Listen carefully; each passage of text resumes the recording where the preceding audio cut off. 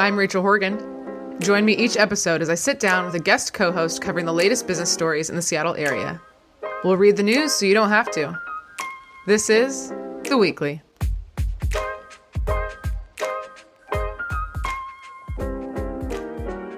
Hello, everybody. Have you ever had to do your job in front of a friend? And why is that so much more nerve-wracking? Because I'm sitting here with my friend Maureen Wiley Clough, host and founder of It Gets Late Early podcast. Hello. Hi. I had to introduce you right away because I knew that I was just going to start laughing.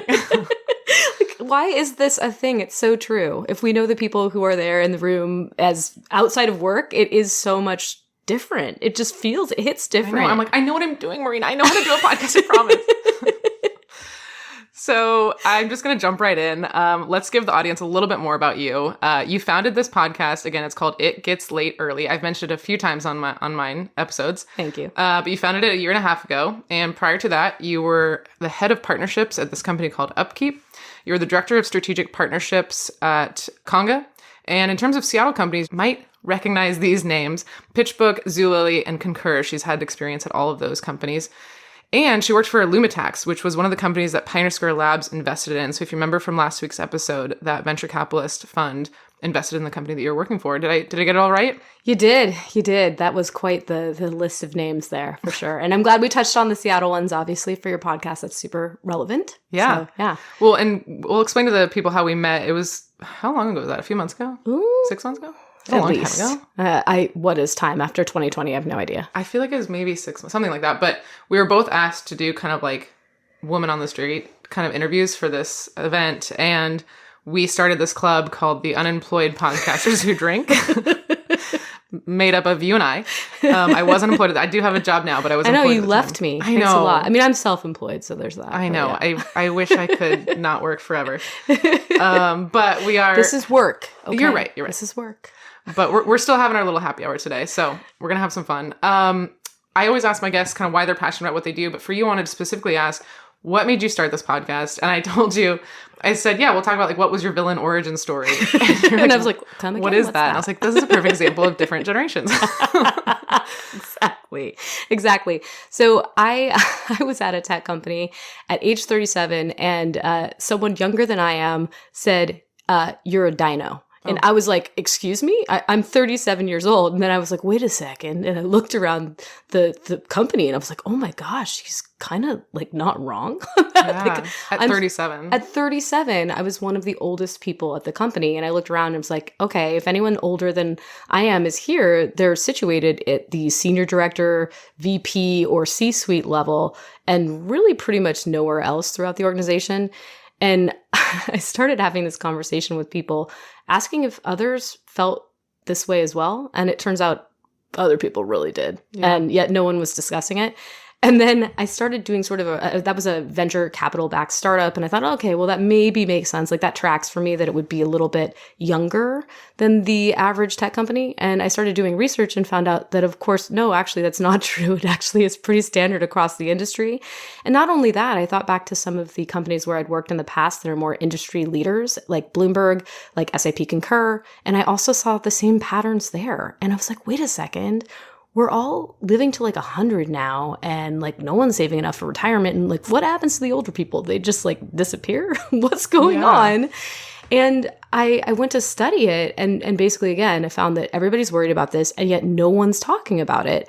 And companies of late have been focused on diversity, equity, and inclusion initiatives. A lot of that, of course, is performative in nature. We've found that out recently. But I realized that in the research I did, only 8% of companies out there actually focus on age as a factor in their DEIB. And I was like, what a miss, because this is an obvious... Also, DEIB is a new term I haven't heard. B is for belonging. I did not know that. Yeah, B is for belonging. I don't know when the B snuck in there. I feel like it was fairly recent. I feel like it's what we're doing with LGBTQ. We just throw in another letter every couple of years. All the acronym changes. It's tech. But no, belonging. I like that. Yeah, I do too, because unfortunately, a lot of companies don't do that particularly well when it comes to bringing in marginalized communities, and there's a lot of work to be done. So 8% are focusing on that. Wow. Yeah, so only 8%. That was a research that was done by PwC. It at this point probably needs updating. I hope it's a little bit better than 92% failure at this point, but I don't know. We kind of suck at this. So, in this super divided world that we're living in, especially in an election year, like age is the one thing, this is the one ism. Ageism is the one thing coming for literally all of us. So, why don't we all get behind this? That's so true. Let's stop this. I It's know. nonsense. I love the theme of your podcast. I had a friend once who was saying that she thought she was experiencing ageism in the workplace in a tech company. And I was like, I know, it's because you're so young. Isn't that so frustrating that you're like such a badass at such a young age? She goes, no, because I'm so old. I was like, what? What do you mean? So it really is true for tech. And speaking of you, I know our listeners can't see you, but they might think like, oh, what a sweet 70-year-old woman talking about aging in the tech industry, but you're 41? Yeah, almost 42, but yeah. But and it's such a huge relevant topic for somebody that's 41, Yeah, it's sad. Our society has a lot of work to do. It's all super ingrained and entrenched in our mindset, and it starts really young. Kids as young as age 4 spout off harmful ageist stereotypes. And let me tell you, my own kids are like, Mom, you're old. I'm like, dude, I didn't teach you this. Like, where'd you get this? Yeah. And it's like, oh, from society. Like, we do this. Yeah. It's bad. Well, we're going to fix it all with this episode. Obviously. And hopefully not get canceled at the same time. We'll see. Okay. 1, a new walkway opens up over on the pier. And Gen Z is getting fired a lot. Oof. Question mark, sort of. People are shitting on them, basically. And then Pokemon might open a museum. And lastly, Avalara is moving offices. So, are you ready, Maureen? I'm so ready. I was born ready. Oh, I know. I've been trying to get you on this podcast for a long time, so I'm so glad it's happening. Me too. Okay. Overlook Walk opens where Alaska Way Viaduct once was. I think most people know that this is a big project happening downtown. And it's part of a much bigger project, but Overlook Walk is one part of it.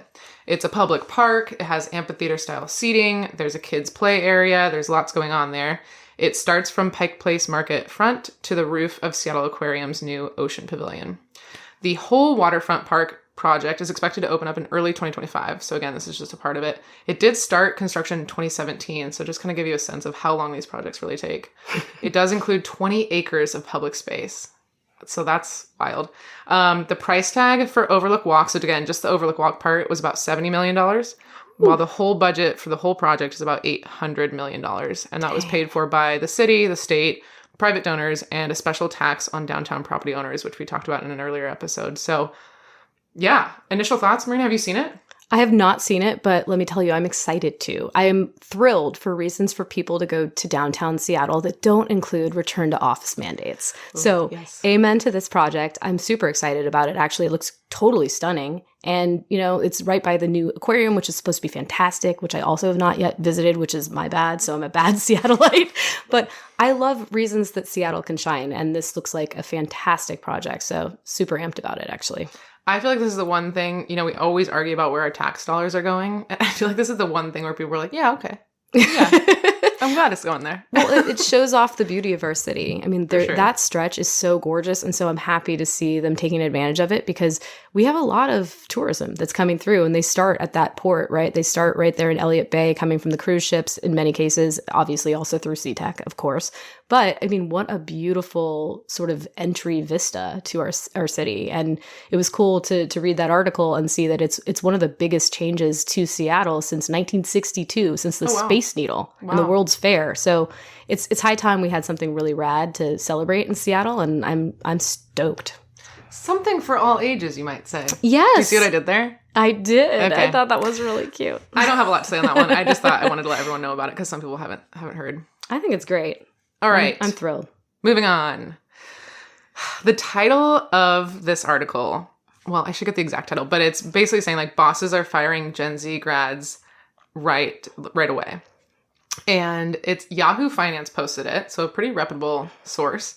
They got this data from intelligent.com. I went to the website, I looked a little bit more into it, and it was an online poll done in August of 2024 of just about 1,000 business leaders that completed the survey. The survey results were that the hiring managers are saying, it says 6 in 10 companies fired a recent college grad they hired this year. They cited that they were unprepared, can't handle the workload, and were unprofessional for some of the reasons. They also said that 9 out of 10 of the respondents say they should undergo etiquette training. Oh my God. But this article, I feel like, went kind of viral because it's such a catchy headline. So one thing I didn't mention in your bio is that you do have a journalism background. I do. So I've seen this all over my TikTok feeds. And as a former journalist and an ageism expert, what do you have to say about the headline and how it's phrased and the stereotype that it's perpetuating? Generational warfare sells. If it bleeds, it leads. This is like journalism 101, right? And this is just a total clickbait title, right? 100%, this is meant to make you feel something. It's meant to elicit reaction, right? That's what this does. And that's what they want, is for us to click on it. And click on it, I very much did, by the way.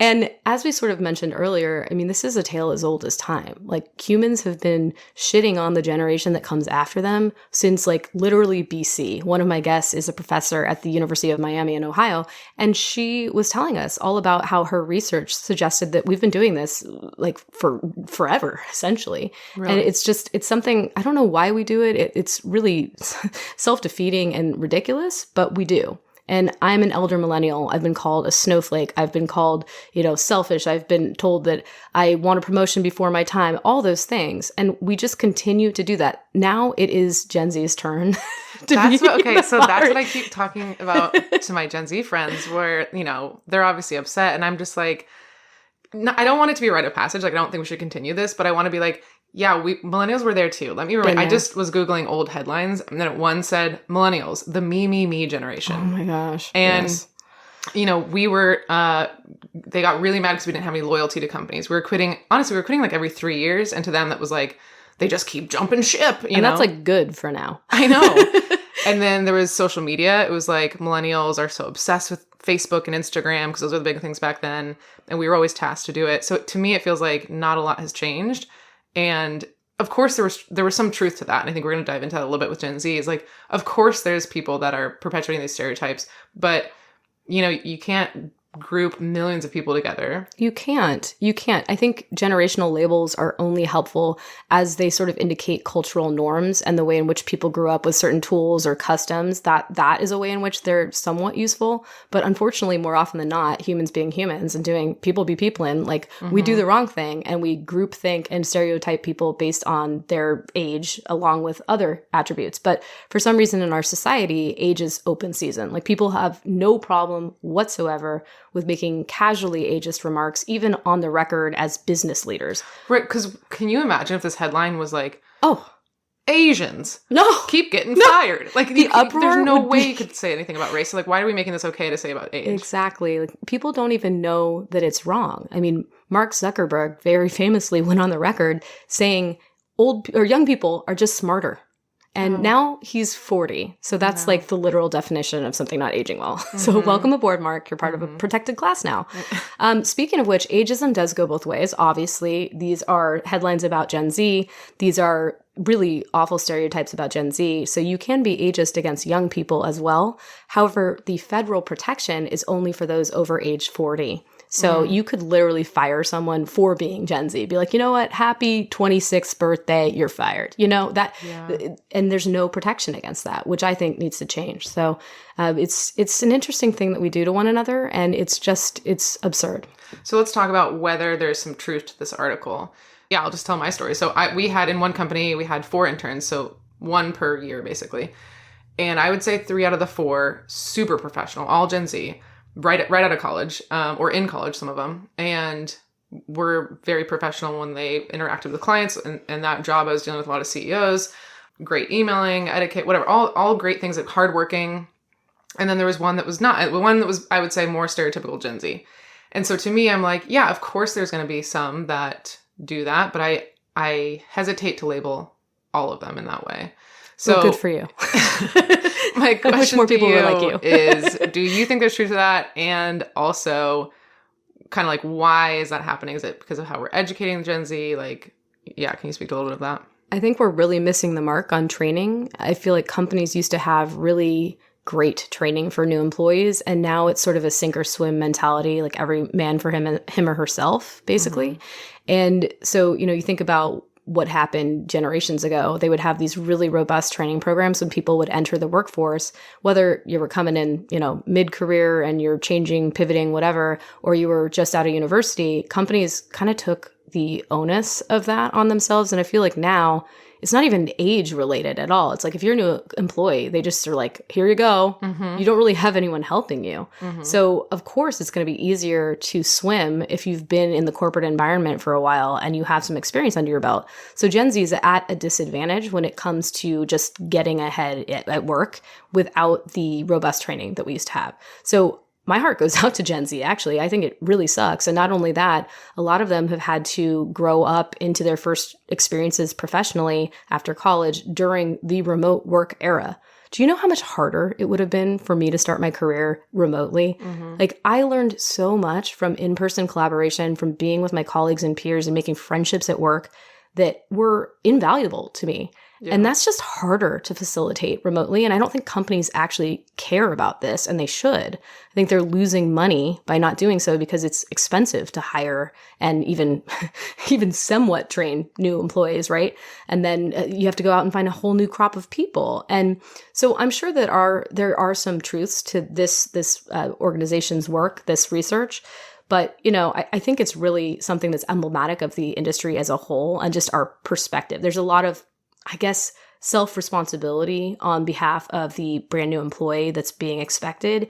And again, I just don't think that's fair. So I personally think that universities need to do a far better job. Maybe it goes upstream a little bit. And like, how are we changing, how we're educating Absolutely. Our young people? And I saw this article talking about our obsession with standardized testing, and like we're educating them in a little bit differently.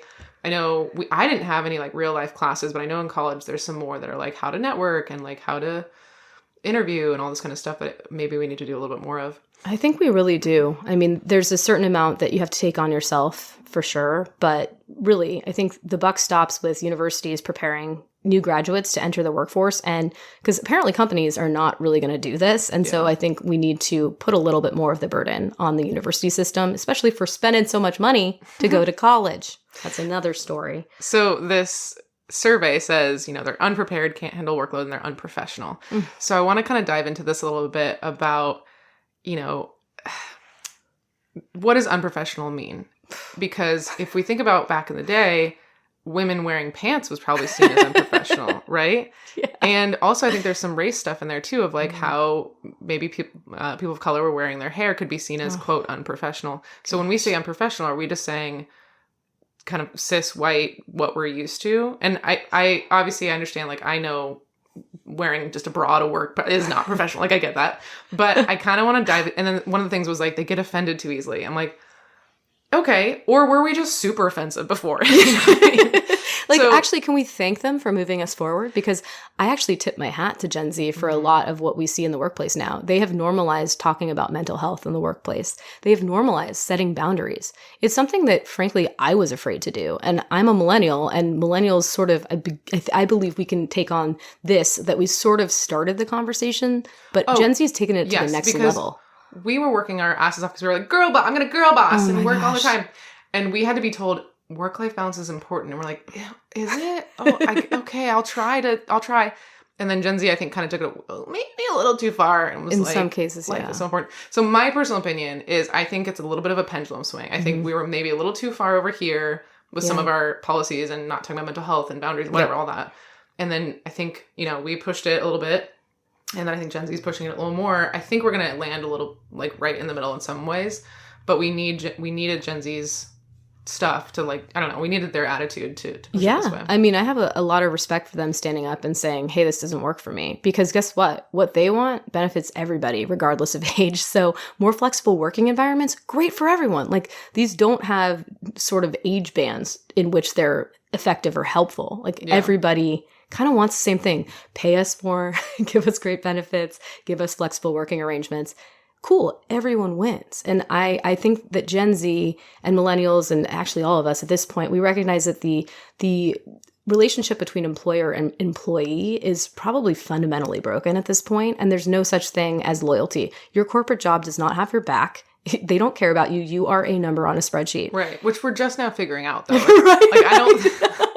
Like, I think Gen Z was like, hey, this is kind of fucked up. And you're like, oh, yeah, I guess it is. Maybe you're right. So yeah, like, kudos to them for pushing the narrative forward and for just standing up for what is not only right, but also just how they feel. So yeah, so you had a really great episode. And one thing I noticed was the younger generation grew up where they could, if they got a bad grade on something, they could go to the professor and talk about it and be like, hey, I don't think I deserve this grade. And I think both millennials and our Gen parents Z, did that. Just kidding.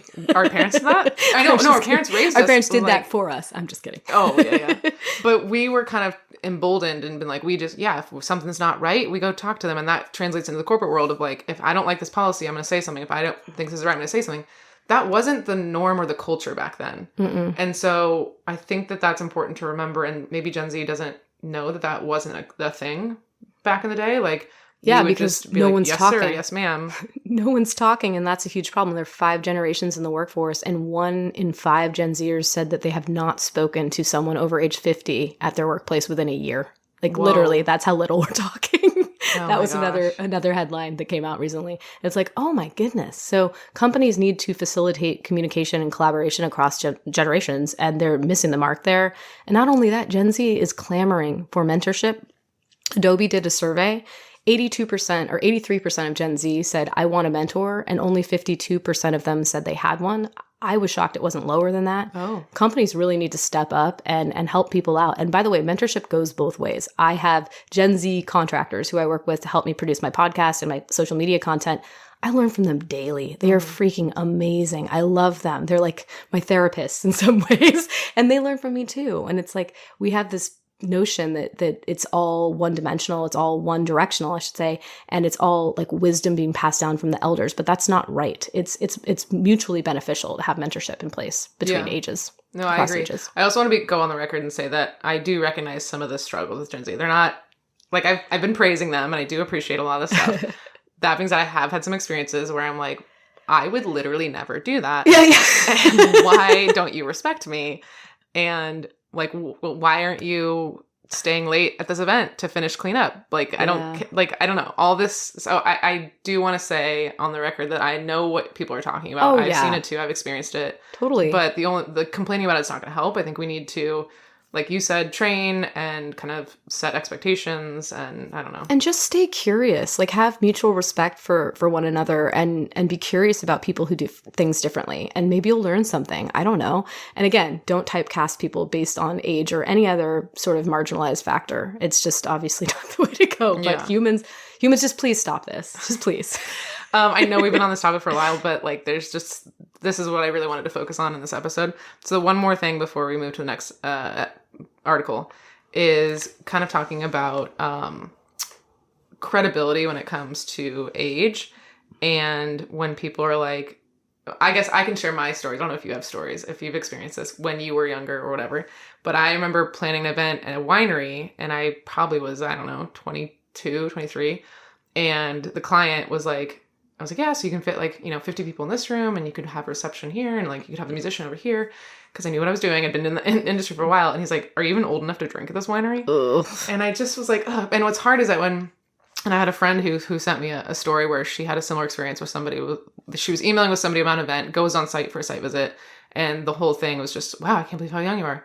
And I think when people say comments like that, maybe they're trying to be nice and be like, you look so young. I don't know. But what I hear and what a lot of people hear is, you're not good enough at your job. Yeah, you don't have credibility. So do you have an example of when that's happened to you and how that made you feel?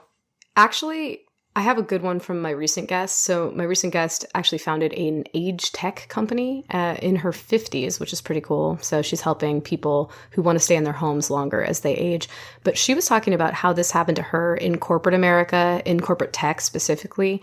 And some people call this youngism. It's really just ageism against younger people. But she had the same experience where people would basically seek to take her down a peg and not necessarily give her the respect that she was due. She was a young leader at the company, a younger leader at the company. And she felt so uncomfortable with this status and this title at her age. She had, of course, a little bit of imposter syndrome, which is understandable, but she also just had this gnawing sense that, oh my gosh, no one is taking me seriously. I have to look older. And I mean, have you ever met, no women try to look older. That's not something we do in this super sexist society. When you're in your 20s in corporate America, right? Sometimes you do. Apparently I remember doing that. And so I never did that. I just always felt like, I don't know, uncomfortable. And obviously there's a difference between just literally not having experience and feeling ageism, right? They're two different things. And I think it's really important to call that out. And I think they could be conflated in some instances, but In this situation, she felt like she was routinely dismissed because of her age, and she wanted to look like she was, had a few more years under her belt. So she like dyed her hair darker and wore super corporate, like conservative wear and all of that to try and blend in, which is what we do. We mask, right? So anyway, I thought that was really interesting. And I mean, the industry I was a part of prior to getting into tech was also famously ageist, the media industry, the broadcast journalism industry. And gosh, women tried to just make themselves look younger constantly. You aged out of the broadcast world, like no question. I mean, I'm not surprised by that, unfortunately. Rough, super rough. You get pushed out.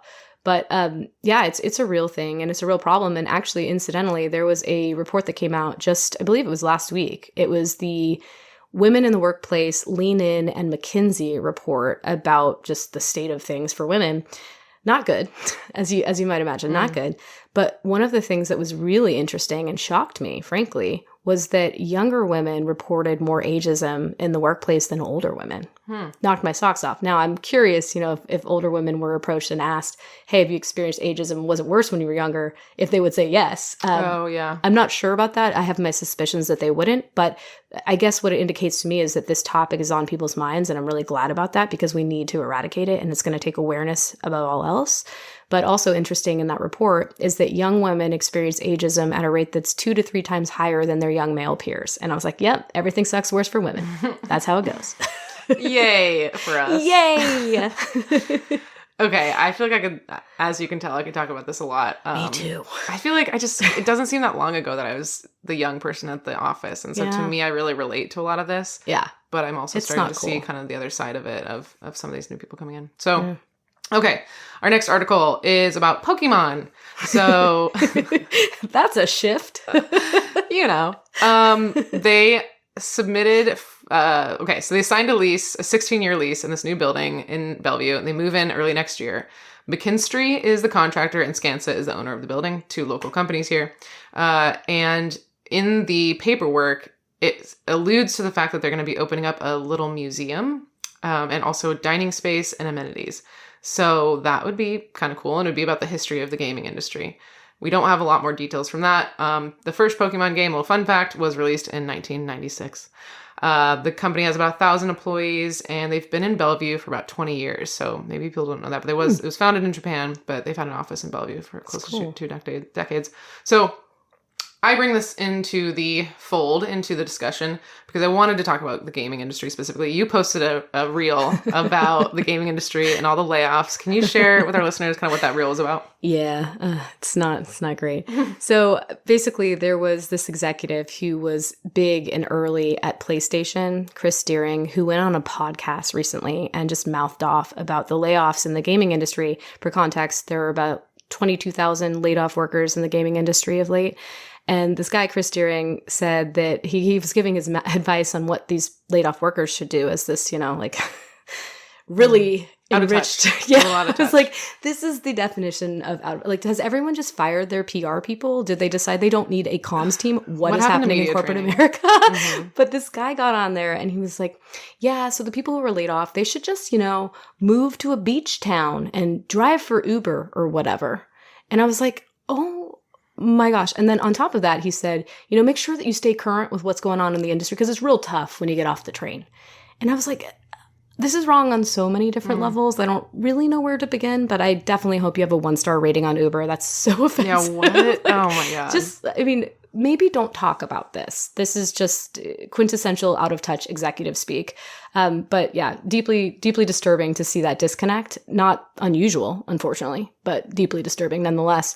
But yeah, the gaming industry has been hit by layoffs just like tech in general.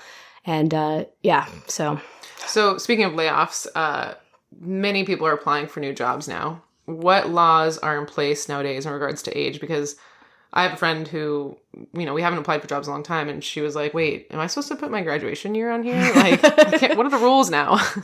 Yeah. So a few different things. There's some legal protections for people over the age of 40. Again, if you're under 40, sorry. Unfortunately, at the federal level, doesn't matter. But there are federal protections for workers over the age of 40. So if you are impacted by a layoff, there's something called the Older Workers Benefit Protection Act, which has come into play. And essentially, if a company lays off people over 40, they have to provide them with a list of titles in the organization that were affected and impacted by the layoff, alongside the ages of those particular titles. And then also they have to provide a list of the people who were not impacted by title and age. Whoa. So it is supposed to be there as a protection for older workers so that they can see sort of a lay of the land as it relates to the layoffs, and they can kind of ascertain, hopefully with an attorney as well, whether or not there could potentially be an age discrimination claim. So that's meant to support people. Now, a lot of companies recognize that people who are impacted by a layoff, they're not necessarily even thinking clearly at that moment. They're hit with this news and it's gutting, right? They're worried about their health insurance. They're worried about putting food on the table for their family. They're worried about keeping their house, whatever. And they're probably just going to sign their severance agreement and walk away. And so people don't have a lot of awareness around their rights in the workplace. So this is something that your company needs to provide you. And you have 45 days actually of the separation date, during which you can go consult with a counsel and decide whether or not you want to accept the package. So know your rights. Really, really critically important to know your rights. Now, there's all sorts of shady stuff that companies do to try to get around this. And they might like shift the people on the list a little bit or backdate the agreement date and these sorts of things. Again, they're counting on you not knowing. So there's a lot of stuff that happens there. So even if companies do comply, there are ways to sort of shift the data around to make it seem a little bit more legit. So those are your rights. When it comes to applying to jobs, you know, I see both sides, right? You could take your early experience off your resume. You could leave off your graduation date. Frankly, if you're over 40, that might not be a bad idea, just in the sense that you would widen the net of possible opportunities for yourself. But with that said, the companies that are going to see you and judge you for being older, do you really want to work there? Like, is that the place you want to work for? Yeah. Because they're going to see you at some point. Yeah. And it's like pretty easy through... If it's probably on your LinkedIn, it's probably like you probably have a headshot out there. Like, I don't know. It's I mean, you could like use an old picture, you know, something like that. But it's just, you know, if you're in a place where you have the relative privilege of being able to be a little bit picky and selective, why not find a place that doesn't care about your age? Like, your age should not be a liability. It should be an asset because you've had more life experience and more work experience. Even if it's from a different industry, that is still helpful. So maybe don't work there. In terms of the laws, though, they can't obviously directly ask your age. Technically, they can, actually, really? Which is shocking. So in applications, routinely, there is demographic data that's collected. And so you can be asked when you were born or when you graduated, which when I see that, I immediately go to their LinkedIn and I'm like checking out these profiles. And more often than you would expect, there are companies that just like plainly don't really employ people over age 40. And I'm like, why are you collecting this demographic data? Like, what is this doing? Like, if you're going to ask me this, I want you to publish your age data from your organization. This is ludicrous. Like, you're idiots for doing this. Yeah. So they are allowed to ask, except for in the state of Colorado. And actually, I think there are other places where it's illegal to do so too. But at the federal level, it's legal. So Colorado this summer in July passed the Job Application Fairness Act. And essentially what it says is that in the application and interview process, there's absolutely nothing permitted that's an age identification marker, which is to say they can ask you your date of birth, your date of graduation. Those are off the table. And so for those people who are like, well, but won't everyone say that they have 8 years of experience and graduated from Harvard Business School? No, they can't do that because you can actually require that applicants submit to you redacted copies of their certificates from graduation and all of that. So employers, there is protection for you too, because otherwise, like you'd think, like everyone would be like, yes, I went to Harvard. And Right. So yeah, there are some protections in place. But, you know, the important thing here is for people to know their rights. And unfortunately, far too few people do. Yeah. Okay, well, thank you for that inside information on our laws and our rights. You know, we spent a lot of time talking about youngism, but let's talk about where your expertise is, which is ageism for people over 40, and specifically in the tech world. So an example is gaming. But for those that don't know, can you share some average ages for certain companies? What are we dealing with here? Yeah. as well, I thought that I would find better data about this because I thought it would probably be concentrated within the sort of venture-backed small startup realm, which to me would indicate like a preference for youth that would be, backed up by the data of the people working there and whatnot. And I thought, surely when you get to bigger tech companies, it's going to be better. It's actually not. Really? It's not really that great that's either. depressing. So, Tell me. for example, at Facebook, the median age of the employees there is 29. Google, Facebook median age is 29. 29. And then, for example, Oracle, the median age is 39. Across all U.S. industry, the average age of the worker is 42 to 43. So there's a big delta there. And you can see, especially from Facebook, which is a massive entity, right? Like massive. But I mean, think about this. It all starts at the top. And you have someone at the top who famously said, young people are just smarter. Right. I mean, this is coming from somewhere, right? And I've talked to people off the record from Facebook and they're like, oh my gosh, this place, like you wouldn't believe how I felt like a fish out of water in my 40s or 50s.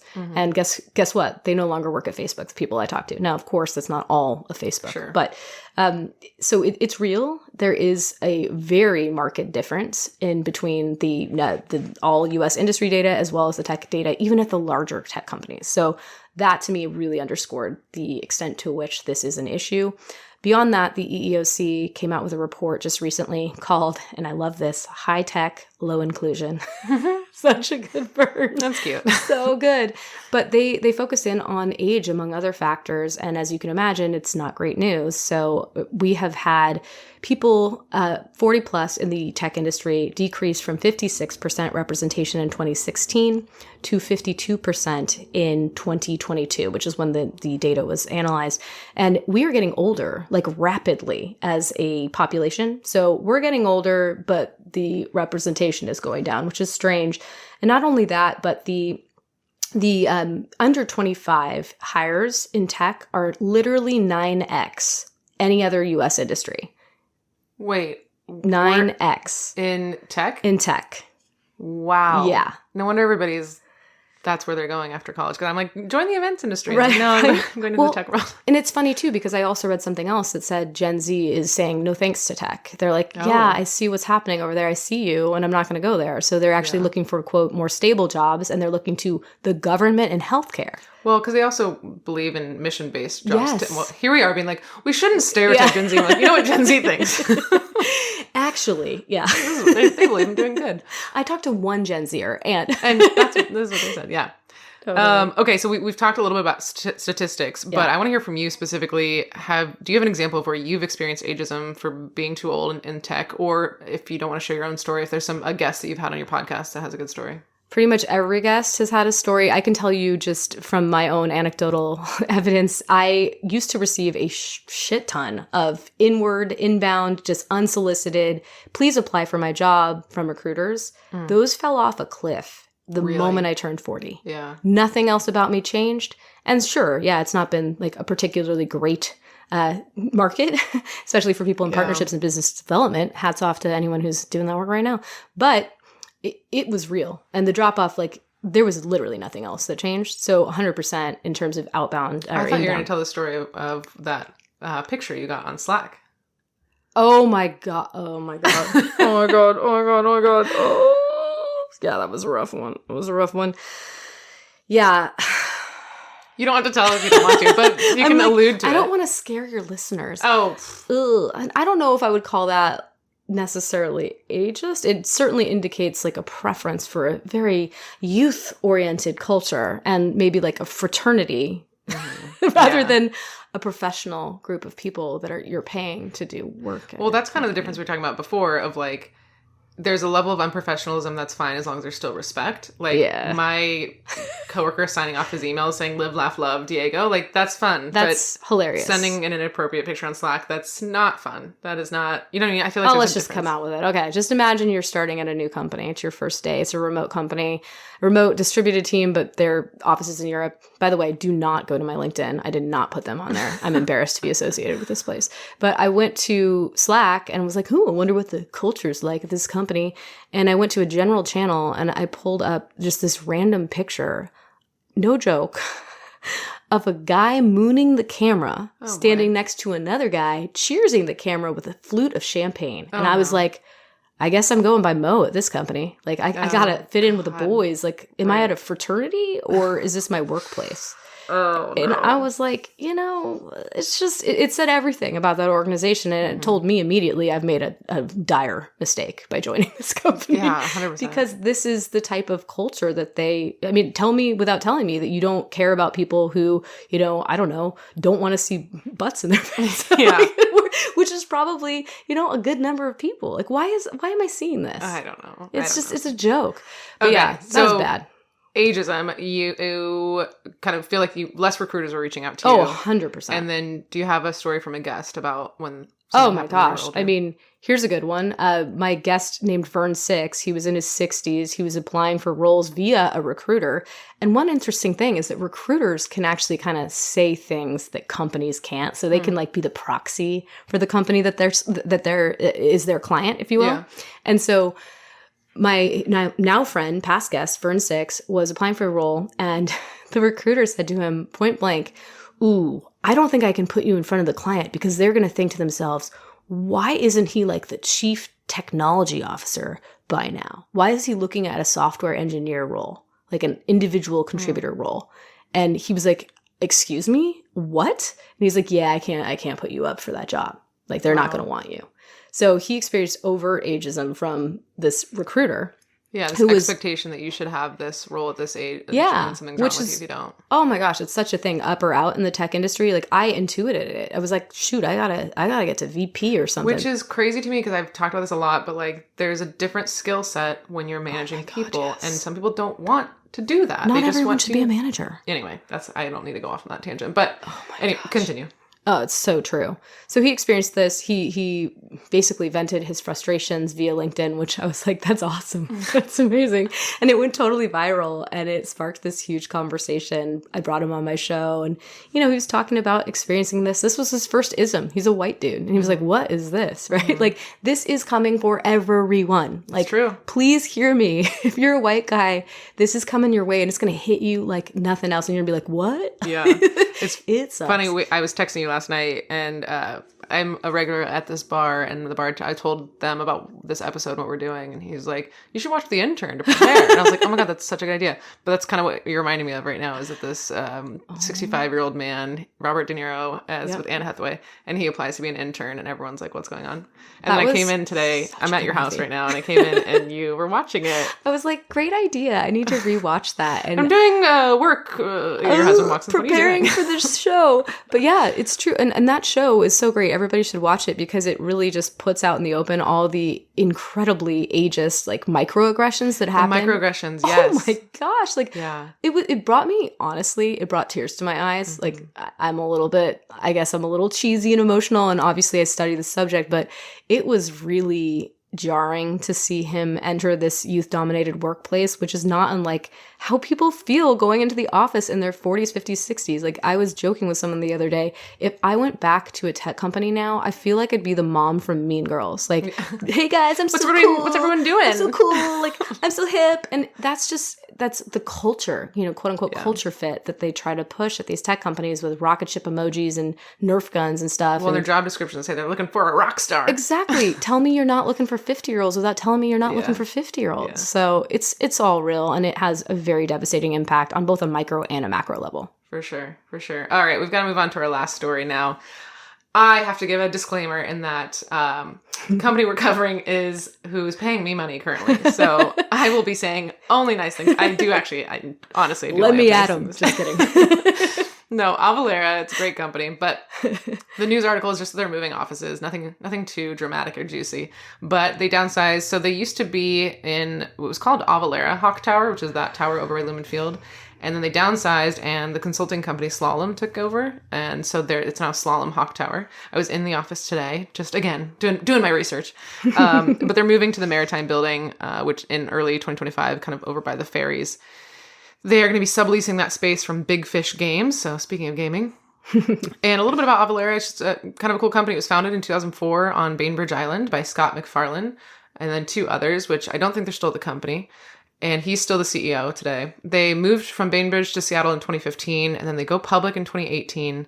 And then a few years later, they sell to private equity for $8.4 billion. So this is something we talked about in the last episode, that we're seeing these big companies go public because that's the dream and that's the goal. And they have all this pressure from shareholders being like, "Ooh, never mind, I'm going to go to private equity." And then I've shared my thoughts and opinions on private equity quite a bit, of where I think they care a lot about the bottom line. However, I will say I'm having a great experience there. They seem to be doing well. This was in 2022 that they purchased it. And, so we're not going downhill. So that's good.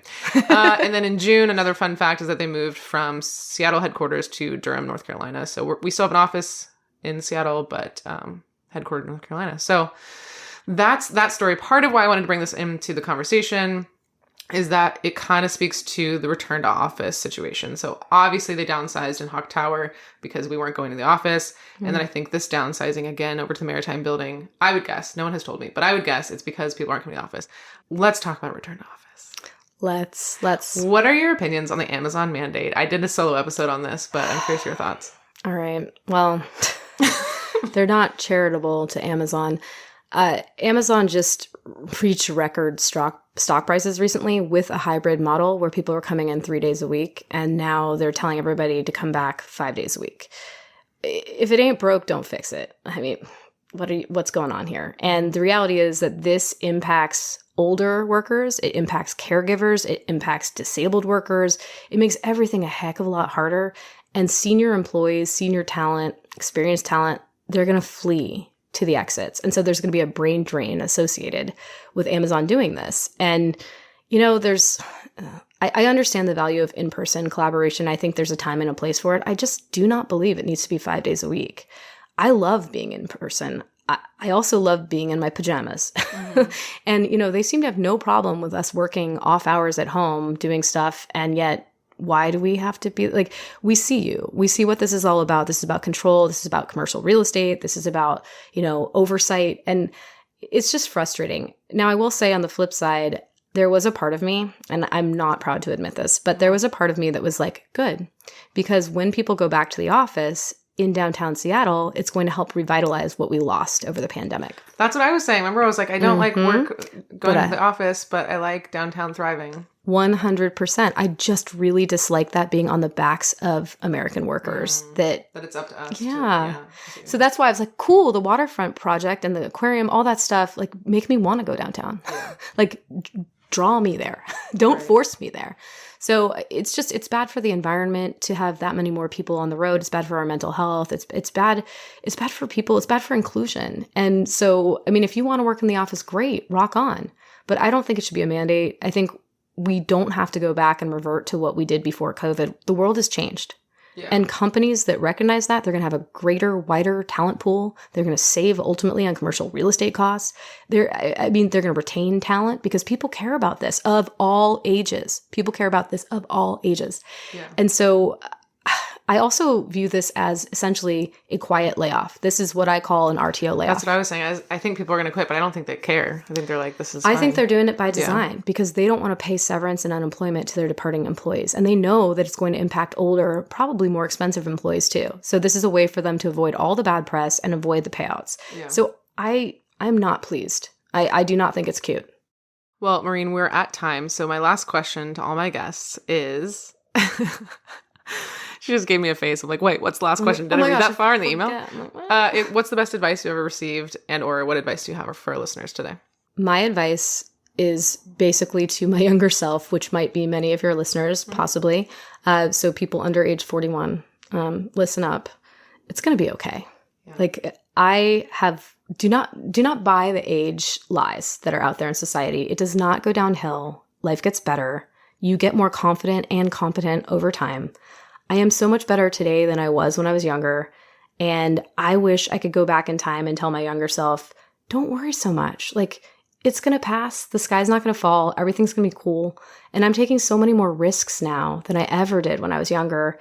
And I just feel grateful that I'm here and that I can keep on changing. And like, you're never going to stop learning. You're never going to stop growing. And it's going to be fine. Just do the thing. You'll be glad that you did it. You'll be glad you'll know what happened, right? Instead of having the regret of what if. Yeah. That's why I started this show. I couldn't live with the what if I had started this show and started this conversation, because I believe with all my heart that this is an incredibly important topic and that companies need to get on board with valuing people across the age spectrum, and that there's going to be greater shareholder value driven by doing that. The reason I would get up in the morning. Exactly. Me too. But yeah, I'm hopeful. Well, I love that advice. That's really great. And thank you for doing this special episode about ageism. I hope we both don't get canceled. I said the wrong thing. Gen Z, boomers, we love you all equally. We love everyone. Everyone is special. But I appreciate it, and thank you for hosting. And let's go get more drinks. I love that. Thank you so much, Rachel. I love what you're doing with your show. Thank you. This has been The Weekly, with production assistance from Nick Patry. If you liked what you heard, rate us and write a review on Apple Podcast or Spotify. We love listener feedback, so if you have any story suggestions, comments, or complaints, email us at info@theweeklyseattle.com. Make sure to check back next Sunday for the latest local business news. We'll see you next time.